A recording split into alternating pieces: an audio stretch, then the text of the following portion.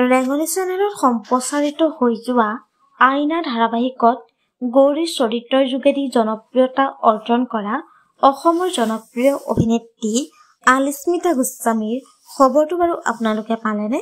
জনপ্ৰিয় অভিনেত্ৰীগৰাকী বিবাহপাশত আবদ্ধ হ'ল।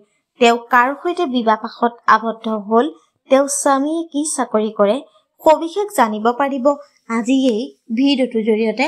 গতিকে ভিডিঅ'টো অলপো স্কিপ নকৰাকৈ শেষলৈকে চাই থাকিব। নমস্কাৰ বন্ধু বান্ধৱীসকল, আপোনালোক সকলোকে স্বাগতম জনাইছো। মই প্ৰতীক্ষাই SP নিউজ আছামিজৰ অন্য এটি নতুন ভিডিঅ'লৈ আপোনালোকৰ বাবে লৈ আহিছো পুনৰ এটি নতুন ভিডিঅ'টো সকলোৱে আদৰি ল'ব বুলি আশা কৰিলো।